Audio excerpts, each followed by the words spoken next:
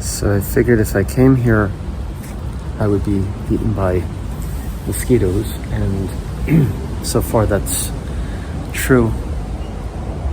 I can't do that. That's kind of cool, huh? You see what's above me here? This guy here. See him? There. This is where I am on my lunch break, so to speak, between classes. I have a bit of time on Monday, so this is where I am, and getting bitten up pretty badly.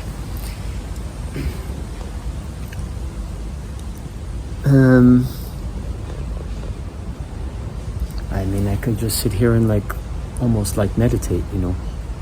I don't have to do a talk. I love these, you know, it's like in the middle of a city. It's not like the central downtown area of Tokyo, but even so, it's a city, and in the center of a city area with the station and shopping and etc. It's nice to have places like this, because, you know, temples and shrines, this is a Buddhist temple, by the way, for those of you who are not sure what the difference is, with a cemetery. Wow, they're really sucking my blood out here. Maybe I'll do this talk while I move. I don't know if that makes a difference. I have another idea, which is to cover my arms, because they're biting my arms. Just going to say they might not bite my face or neck, but if I cover myself, it might help. I'm really enjoying my flesh today.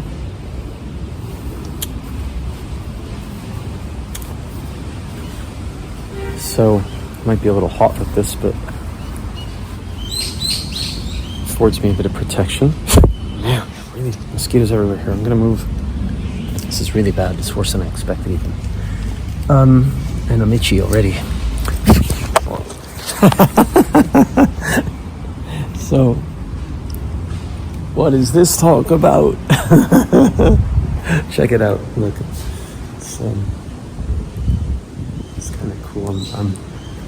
I should turn the camera around to get that properly, but that's, you know, down there. I'm going this way into this. Might be the same. Hopefully there's fewer mosquitoes out here. So, it's temple grounds. Nobody's here. At least not now. There was somebody was here earlier. It's pretty cool. I've actually filmed from this spot before. I'm gonna go here and see if I'm less bitten than I was over there. Might be the same though.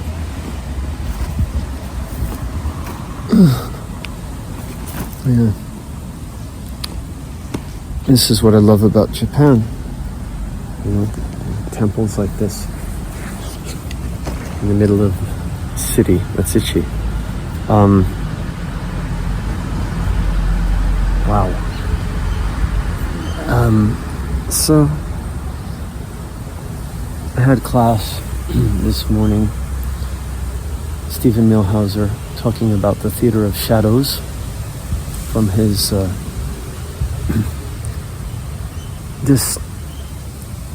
disruptions collection. I was going to say distractions, where he's disrupting reality, or he's disrupting the lives of his characters, and the characters it's not really important who they are, so much as you get a description of a scene, of a setting, of a situation, of a town, of how a town reacts to something. And they're like these miniature worlds that he creates, and the collective versus the individual, I think, is there, and there's a criticism of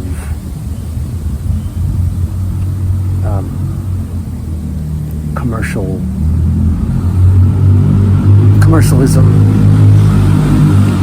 And there's a sense in the stories that, right, people tend to follow trends, and whether or not those trends are ultimately positive, it's just people just need something to cling to or attach to or be entertained by, whether it's theater of shadows or whether it's a guillotine in the center of the city that is used to deter crime, to bring back capital punishment in such a way. And then, you know, the store starts selling like keychains and t-shirts kind of thing too. You know, and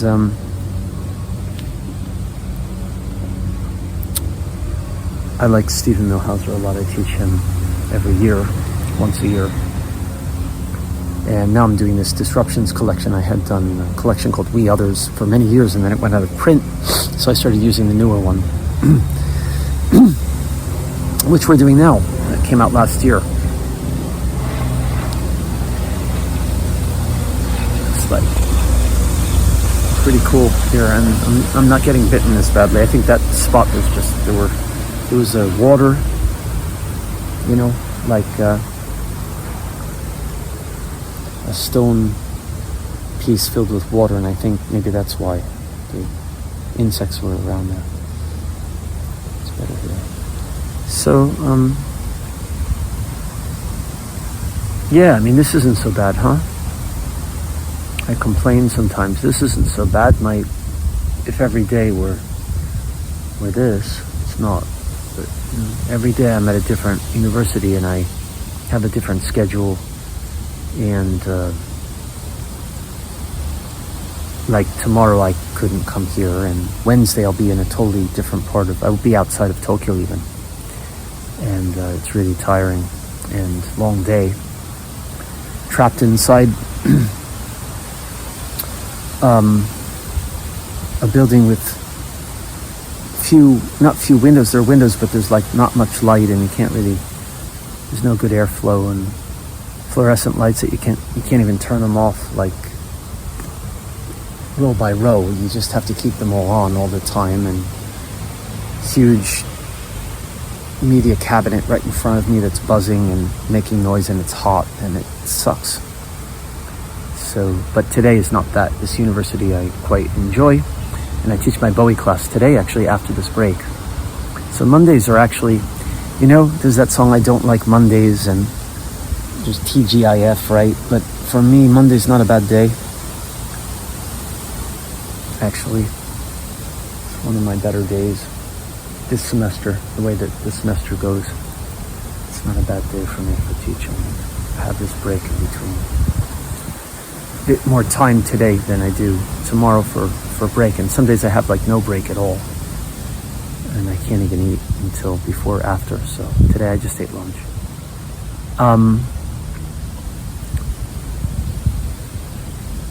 It's not a very interesting video, huh? Not a very interesting talk.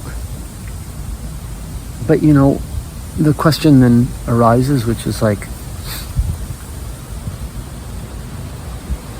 what's wrong with that too? What's wrong with the mundane? You know, something is itchy.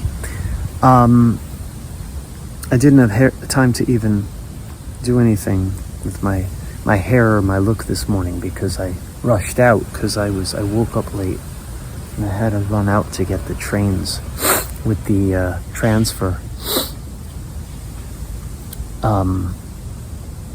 Anyway, what's wrong with the mundane? I mean, you know, like directors such as Yasujiro Ozu, I mean, his films were all about that. It was just, I mean, at the time, you know, it was the family life in Japan, but those films he made are wow. Mosquitos are back, feasting on my flesh. Maybe I'm gonna move. My hair looks really crummy, but you know, it's just vanity, huh? Who cares? So, you know, it's just like about people's everyday lives and the way that they lived and relationships, family, and not a whole lot happens in his films, and like I think modern viewers, most people don't have the patience for that, and I mean, heck, people don't have the patience for like anything if it doesn't like have bright flashing lights and the scene doesn't change 2 seconds later and give them a new thing, because all they have to do is doom scroll again, or check another app or something, and there's like endless entertainment, which is like fucking dulling our minds and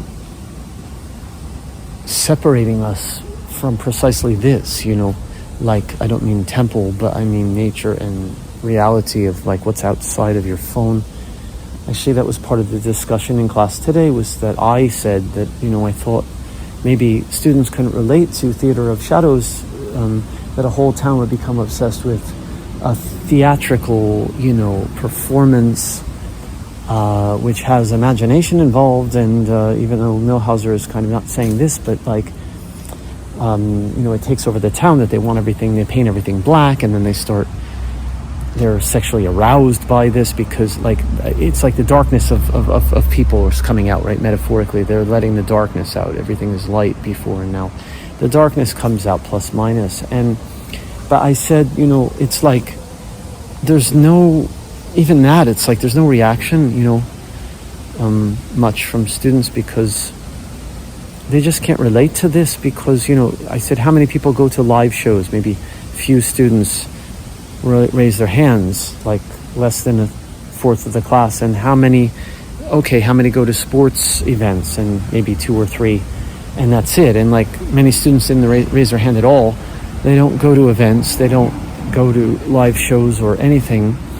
So how would a Theater of Shadows take over an entire town's consciousness? It wouldn't today, because they could just fucking watch it on their phone, pull their phone out of their pocket and watch 10 different versions of that, and it wouldn't matter, and nothing is real anymore, right? Because everything's pixelated, and our lives are pixelated. And so I'm out in the middle of all these trees and nature. I mean, the temple too, of course, but also, in the iconography, this behind me.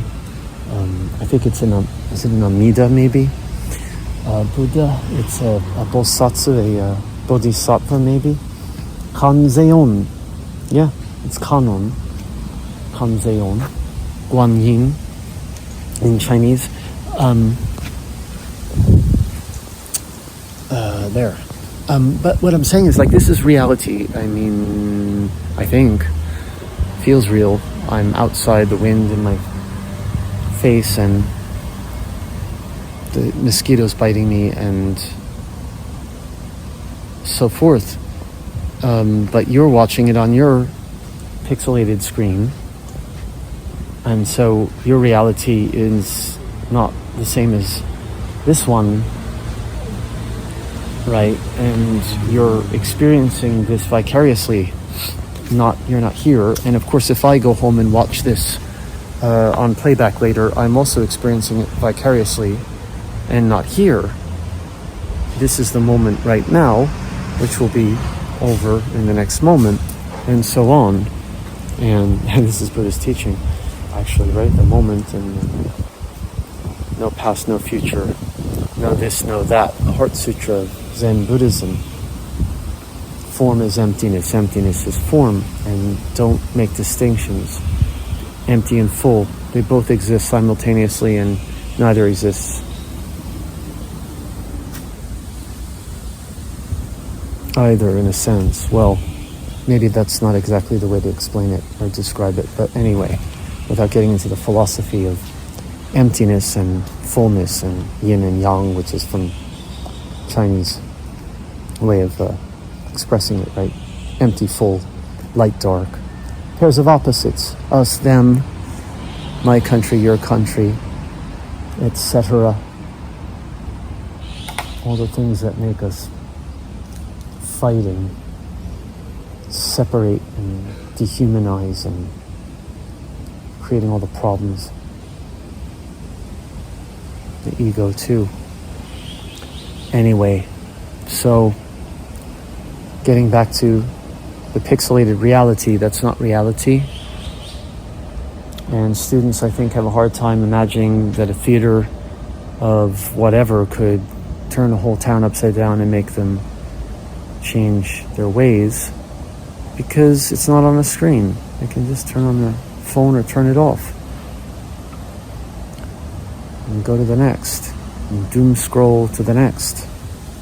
So even the fictions are sort of like irrelevant now. For my generation it makes sense, but for the Generation Z, I don't think it it doesn't resonate. It doesn't much, I don't think. I mean, even some of the students sort of said that. Like they sort of understood what I meant to that extent and admitted that. Look at this tree here. Look at this tree. It's back to the mosquito land. I'm not going to stay here long, but it's awesome. Let's go take a walk. And then I'll end this talk. And this is incredible here. Again, I'm holding the phone backwards. I should really turn it around. But so I'm filming myself, right? But this is cool. And these up here, these pillars. It's cool. It's really amazing. I'm in a cemetery, so I won't take the graves, like the names of the families. It's kind of private in a sense, right? So I'm walking through a Japanese cemetery. It's also a temple grounds, though. A lot of nature. This is reality. This is much more real than what's on the screen. Of course, you're seeing it on your screen, but I'm standing right next to it, and I can tell you it looks pretty real to me. Of course, everything comes down to perception, and the way that we perceive reality, but that's another philosophical issue I won't also get into now. I'm going to walk down this path. I'm walking through the cemetery now, and I'm not going to film it because I'm just not. It's not. Japanese people don't film in cemeteries. They don't do talks in cemeteries either, but I'm making an exception for you, the viewer. Entertaining you. I hope you're entertained by this. I'm not going to film the graves. Yes, I am. No, I'm not actually. I just walked through a spider web. So, now my face is even itchier. Can I get out this way? I don't think so. I think I have to go back the way I came. This is okay, I can walk around. Yeah, I'm walking through the cemetery, and but with respect to the deceased, I won't film that. But this is life too. Life and death. You talk about yin and yang, plus and minus, empty, full, etc. Life and death, right? The world is made up of these opposites. Yeah, I gotta go back. And I've got spider webs in my face. But you see, it's real. I'm alive.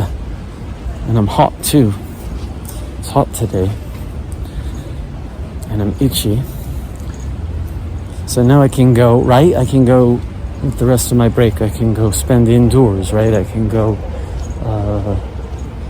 with the artificial lights and Wi-Fi and maybe get a cup of coffee kind of thing. But actually, this is reality, man.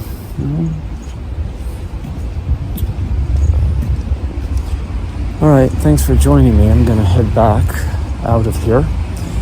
I've gotten my share of mosquito love bites. I'm itchy all over, even with the long sleeves, which I'll take off again because it's really hot in the sun today. I'm coming back out to the entrance and to these guys. I'll show you that. Look at that. How's that for a screenshot? Yeah. These guys up here. There's two of them. There's another one here. I'll show you that. I'll go sit by the second one here. It's a slightly different face, you see. So, yeah, there you go. And it's got like a turtle-like shell. You can see that. I should probably turn it around. I'm going to show a photo of it later. It's this. So, thanks for joining me on my walk through the temple and cemetery on my lunch break. This is what I do on nice days. When it's raining, I don't come here, or, you know. Check this out. This tree. Look at this. Friggin' incredible. Nobody opens their eyes and cares about stuff like this, because everything is just noses and phones, man, you know? Back here, so you just got the noses and the phones. So I'll just show you this, right? So now I come out, you'll see, right? So then back into civilization, how much of a, on this side, it's the street and stores and cars and bustle, hustle, bustle, that we have to drown out all the noise in our own heads, right? Like, God forbid, heaven forbid, we'd spend a moment to actually contemplate ourselves, our lives, and what the hell we're doing. Here's the temple. And I'm leaving, and I'm gonna bow.